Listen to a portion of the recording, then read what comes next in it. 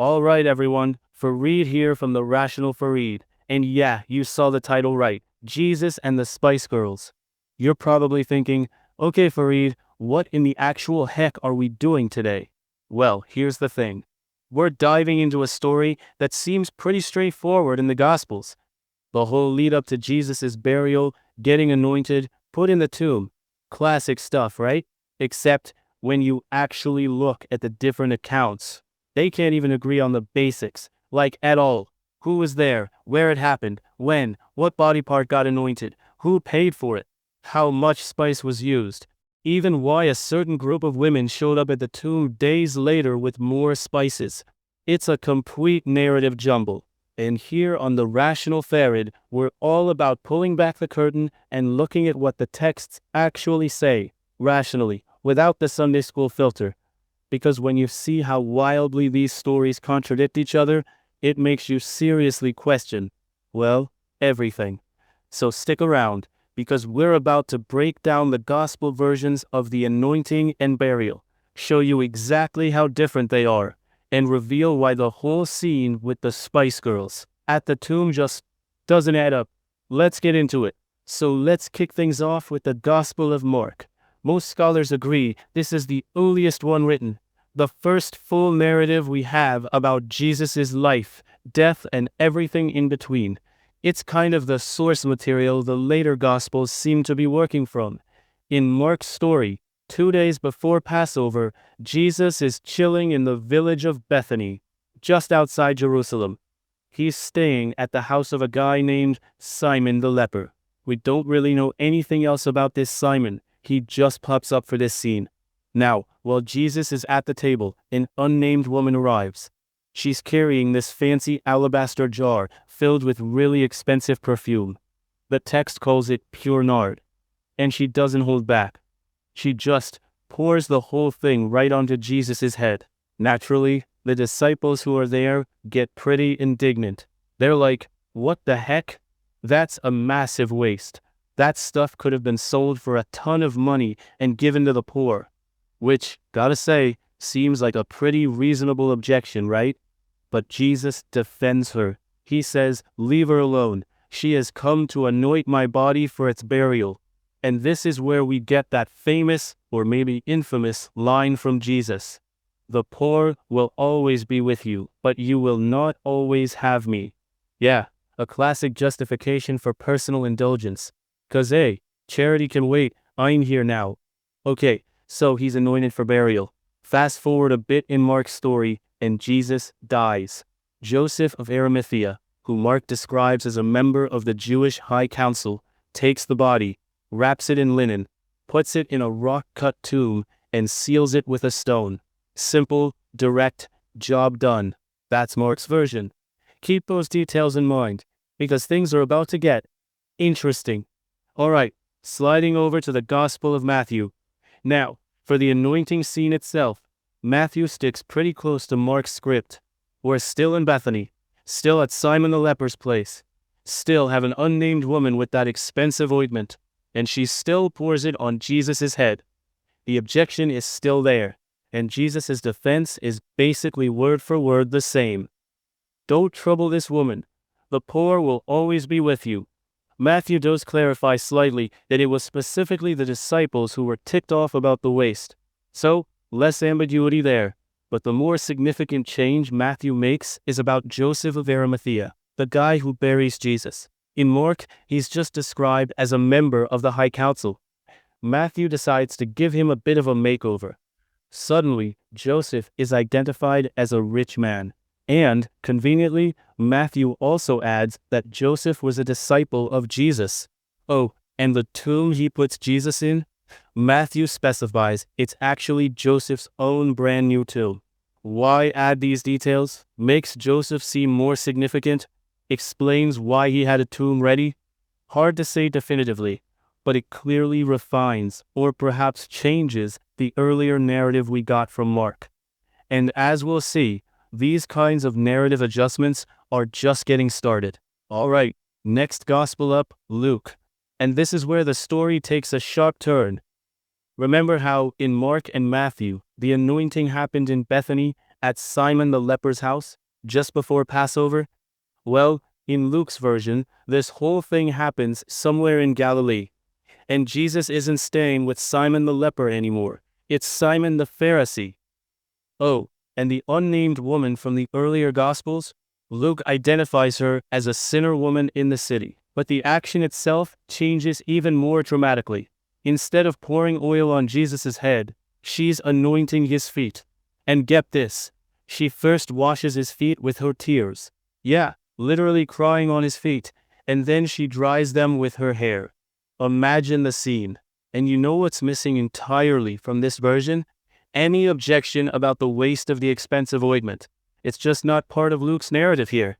Instead, Jesus tells a parable about a moneylender and two debtors, using the story as a lesson about forgiveness. A totally different context compared to Mark and Matthew saying it was for his burial. Now, you'll often hear people, particularly Christian apologists, claim, oh, that's a different event entirely. There were multiple anointings. But come on, let's be rational.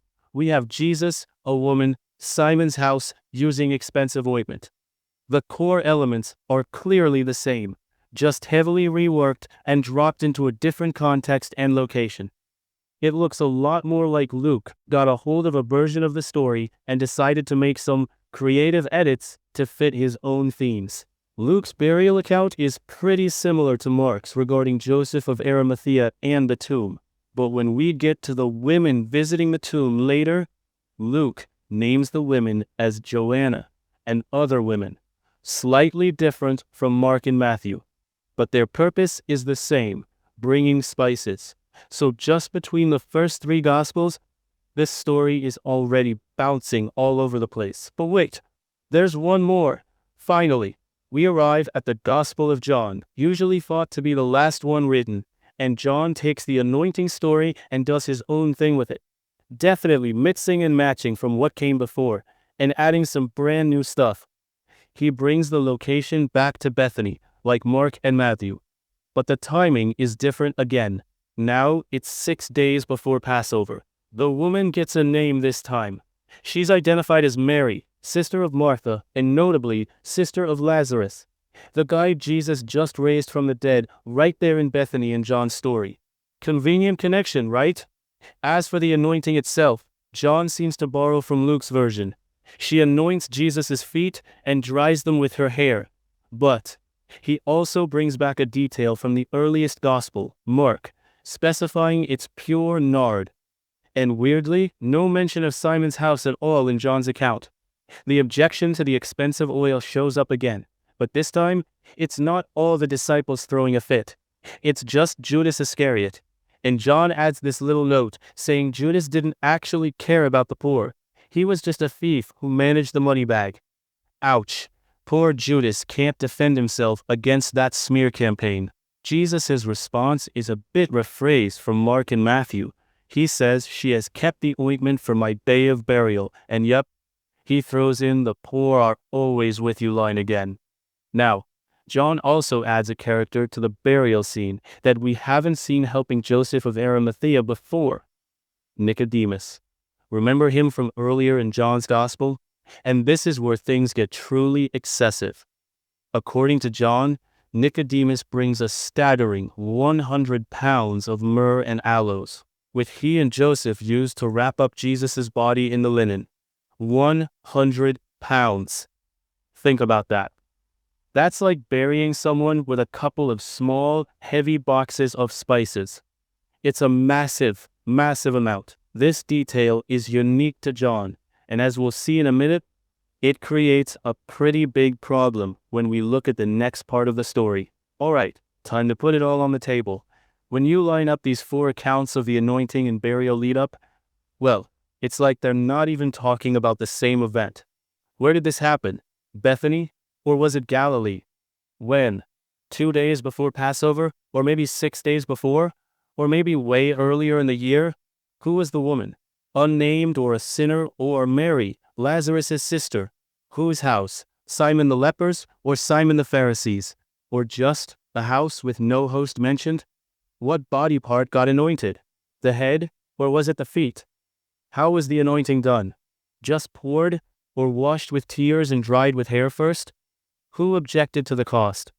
All the disciples, or just Judas, or literally no one at all? What was the point of the anointing? Preparation for burial in some versions, but in Luke, it was tied to a parable about forgiving sins in a completely different context. And then the burial itself. Joseph of Arimathea does the job alone in Mark, Matthew, and Luke, but suddenly gets a helper, Nicodemus, in John. And the spices used during the burial? Just linen in the first 3, versus a mind-boggling 100 pounds of myrrh and aloes according to John. These aren't little, insignificant details we're talking about. These are fundamental differences in who, what, where, and when key events happened. It's like 4 different people claiming to report on the same historical event. But one says it was a jazz concert in New York last week. Another says it was a heavy metal show in London last month. A third says it was a magic act in Paris last year. And the fourth says it was a cooking demonstration online happening right now. They simply do not line up as eyewitness reports of a single historical incident. And that complete lack of agreement sets the stage for even newer problems, especially when we look at the reason for the Spice Girls visiting the tomb in the first place. So according to Mark, Matthew, and Luke, a group of women, different names and numbers in each gospel because of course, show up at the tomb a couple of days later, on the first day of the week, and their stated reason for being there? They're bringing more spices to anoint Jesus' body. But hold on, think back to what we just discussed. In Mark, Matthew, and Luke's own anointing stories, Jesus was already anointed with expensive ointment before his burial, specifically for his burial. If the body was prepared with fragrant oils just a couple of days prior, why on earth would you need to bring more spices now, days later, to a sealed tomb? Doesn't make much practical sense, does it? And it gets even more ludicrous when you factor in John's version. Remember that detail unique to John? Joseph of Arimathea and Nicodemus wrapped Jesus' body with a staggering 100 pounds of myrrh and aloes during the burial itself. I mean, seriously, 100 pounds of spices? That's an absurdly massive amount.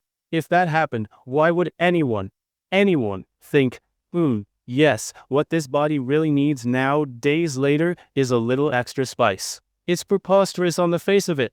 Beyond the sheer illogic based on the gospel's own conflicting details, think about Jewish burial customs. Bodies were prepared before burial, usually washed and anointed. The tomb was sealed, and generally the dead were left in peace. Going back days later to mess with a decomposing body with more spices, it would have been considered deeply unusual, distasteful, maybe even sacrilegious. It's not something you typically do. So let's look at this rationally. The reason given for the women visiting the tomb, bringing spices, makes no sense contextually, practically, or culturally, especially when you consider the details within the Gospels themselves. Which leads to the obvious conclusion. The spice bringing is just a pretext. It's the writer's way of getting characters, specifically female characters, who might be seen as less reliable witnesses than men, but are still needed for the narrative, to the tomb, not to anoint the body, but to discover that the stone has been moved and the tomb is empty. It's a contrived plot element, a literary device to advance the resurrection story. And speaking of that stone being moved, that brings us to our final point of weirdness. So, in the gospel stories, when the women get to the tomb, they find that the big heavy stone sealing the entrance has been rolled away. But here's a question.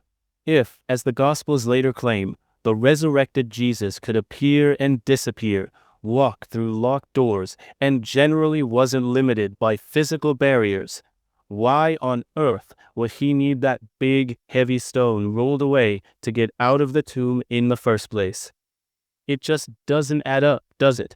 If he could pass through solid objects, the stone is completely irrelevant to him. The only reason the stone needs to be moved in the story is so the women, the witnesses the author put there, can look inside and see that the tomb is empty. It's another clear sign that this is a narrative constructed for dramatic effect, not a factual account of a real event with consistent internal logic. The stone is just a prop needed for the plot to work.